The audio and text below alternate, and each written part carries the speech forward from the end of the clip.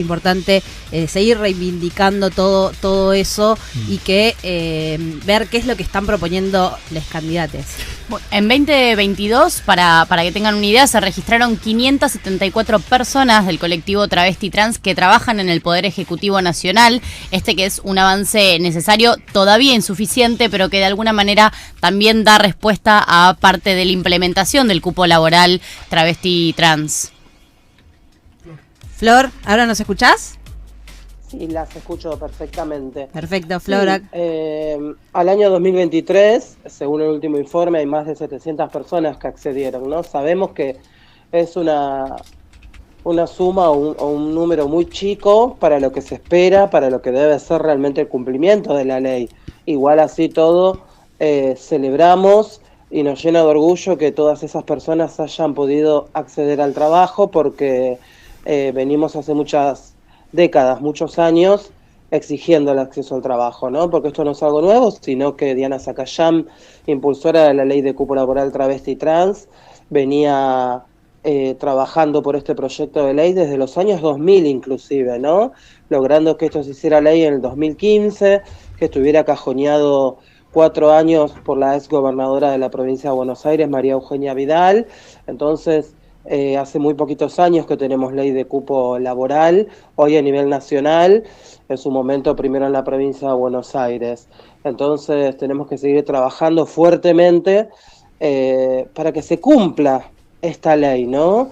Y ahí también, hoy es un día, ¿no?, muy particular, importante, votación, ¿no? Y muchas de nosotras hoy nos levantamos y pudimos ir orgullosas a votar, ¿no? Algo que nos había sido no negado, porque sí era una obligación, para eso sí éramos consideradas ciudadanas, para ir a emitir el voto, pero lo hacíamos de una manera muy fea. No encuentro una palabra para poder señalar en este momento tanto dolor. Esas son las palabras: dolor, vergüenza, humillación, tener que atravesar, ¿no?, por las mesas, por hacer filas con hombres, porque no se respetaron tu identidad, porque se te rieran en la cara, y por todo lo que sucedía en torno a lo que significaba un acto que para todas las personas era ir a votar y punto, para nosotras era un momento muy tortuoso. Para eso sí éramos consideradas ciudadanas de primera, solamente para eso. Entonces hoy podemos ir a votar, podemos ir con nuestro documento o no, el cambio de registral,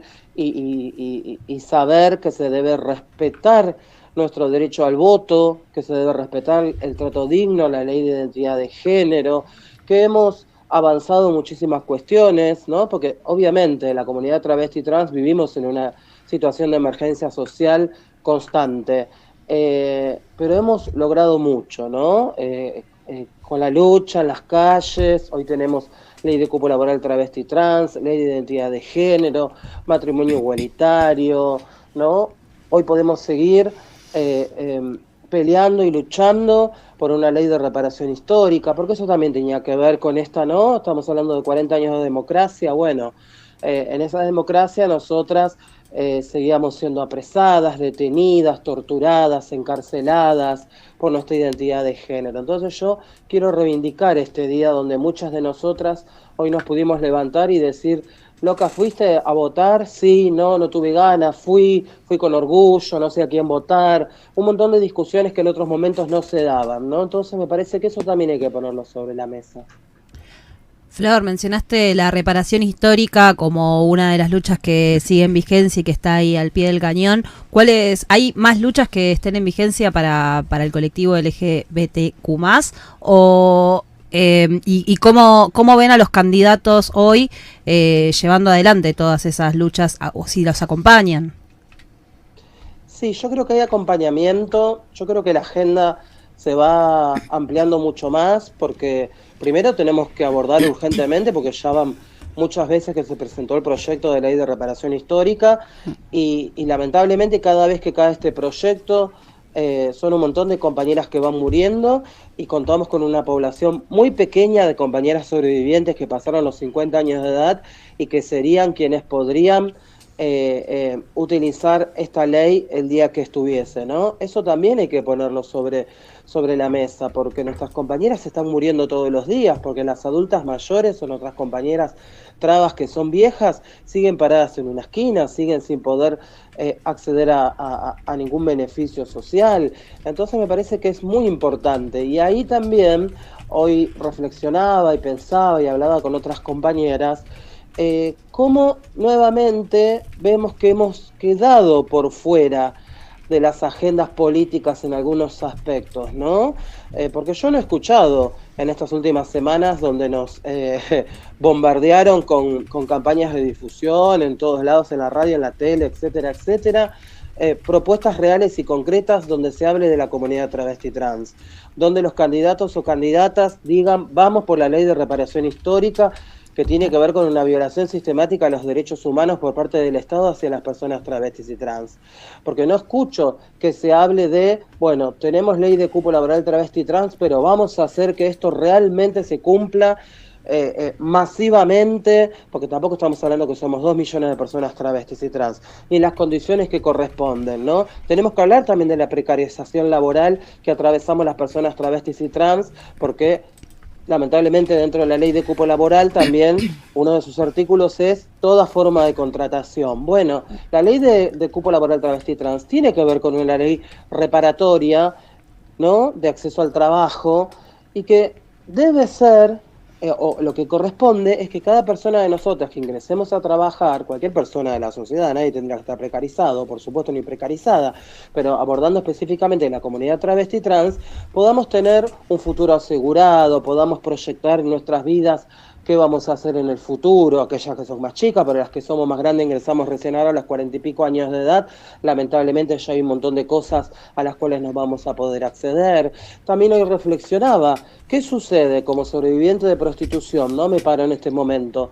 ¿Por qué no he escuchado de ningún candidato, candidata o candidate hablar de cuáles son sus propuestas ante la trata de personas con fines de explotación sexual, con fines de explotación laboral, ¿no? ¿Qué pasa con todas aquellas personas que están en situación de prostitución, que mayoritariamente son travestis, mujeres cis y mujeres trans, ¿no? ¿Por qué cuando se habla de economía o de las tareas de cuidados, ¿no?, y vemos muchas propuestas en relación a esto, no se piensa en las personas travestis y trans, que también movemos la economía, que también somos cuidadoras de nuestras propias familias, cuidadoras de otras compañeras travestis y trans, ¿no? Me parece que todavía necesitamos que esto sea verbalizado, necesitamos escucharlo, es importante si queremos realmente otro tipo de sociedad que no sea esta en la que estamos viviendo, ¿no?, donde los discursos de odio crecen enormemente, donde esta semana también nos preocupa muchísimo y ha habido mucha violencia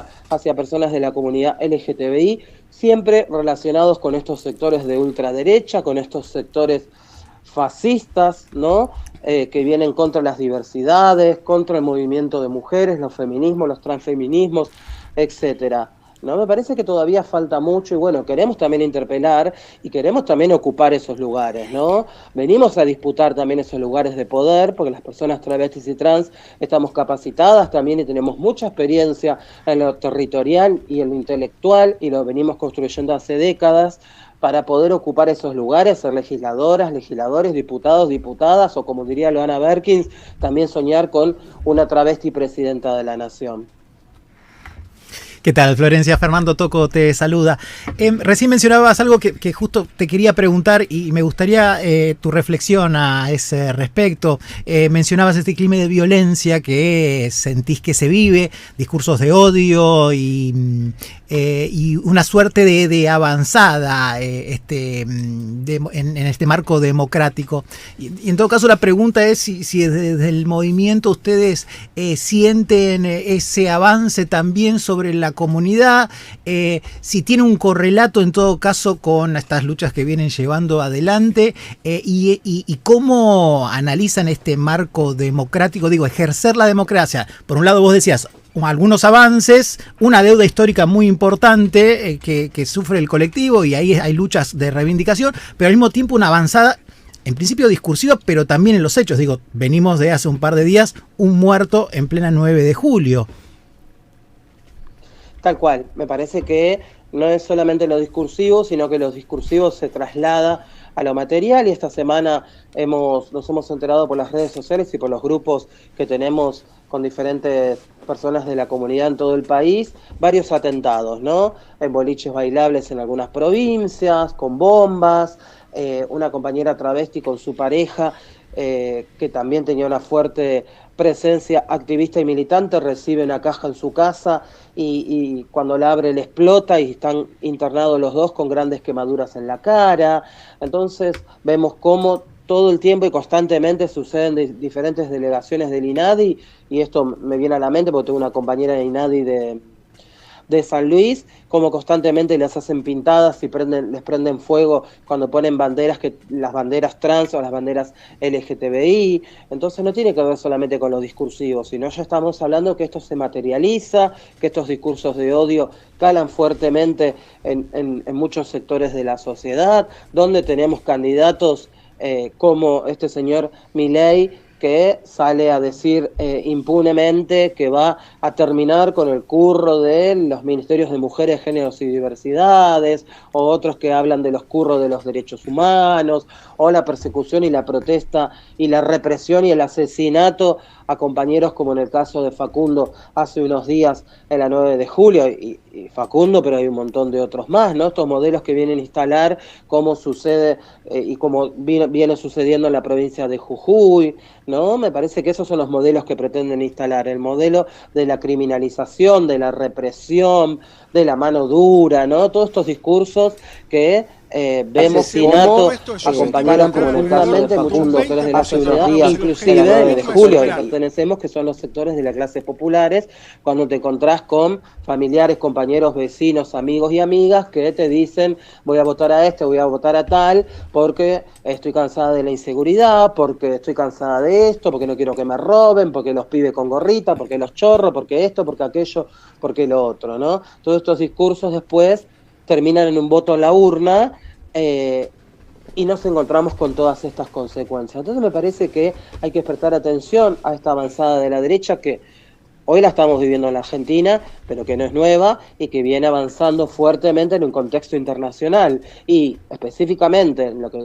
refiere a la comunidad LGTBI o a las personas travestis y trans, viene avanzando con muchísima fuerza en países como Norteamérica o Estados Unidos, España, México, en muchísimos países, porque también ahí hay una gran alianza, no solamente de los sectores políticos, sino de los sectores políticos, bueno, que político tiene que ver también con los sectores religiosos, ¿no? Entonces, con mis hijos no te metas, y vamos contra la ley de educación sexual integral, y cuando recién me preguntaban cuáles son, o si hay nuevas demandas o nuevas luchas por encarar el movimiento LGTBI, sí, constantemente, porque también van surgiendo nuevas demandas, porque necesitamos realmente políticas públicas para las niñeces y las infancias travestis y trans, porque necesitamos a tantos años que realmente se ejecute la ley de educación sexual integral, pero una ley de educación sexual integral con perspectiva LGTBI y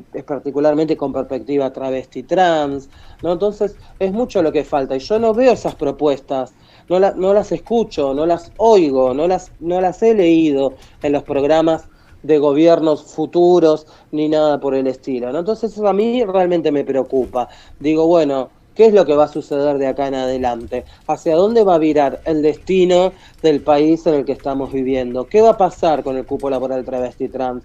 ¿Qué va a pasar con la ley de reparación histórica? ¿Qué va a suceder con la ley de identidad de género, que todavía no se cumple en todo nuestro país, y hay artículos que no se cumplen, como el artículo número 11, que es el acceso integral a la salud? Porque cuando se habla de salud también, y esto es una demanda para todos los políticos y todos los que vengan y vendrán, cuando se habla de salud en las personas travestis y trans, no podemos resumir el acceso a la salud con la hormonización y punto, porque necesitamos abordar otras cosas que son mucho más urgentes, como nuestros cuerpos llenos de silicona, de aceite industrial, con estas cuestiones de incurrir a la silicona y al aceite industrial porque no se cumple la identidad de género, porque no nos operan en un hospital como correspondería, porque los recursos económicos no nos dan para más que ponernos 2 o 3 litros de aceite que compramos en una química, y eso luego se transforma en cangrenas, en mutilaciones en nuestros cuerpos, en una de las segundas causas de muerte de la comunidad travesti trans. Yo quiero escuchar realmente propuestas ante todo esto que venimos demandando. Flor, venía pensando en todo esto que venías comentando y cómo cuando vamos a las urnas lo que más pesa es la seguridad, pero por otro lado también es la economía. ¿Cómo influye la situación económica actual a la comunidad travesti trans?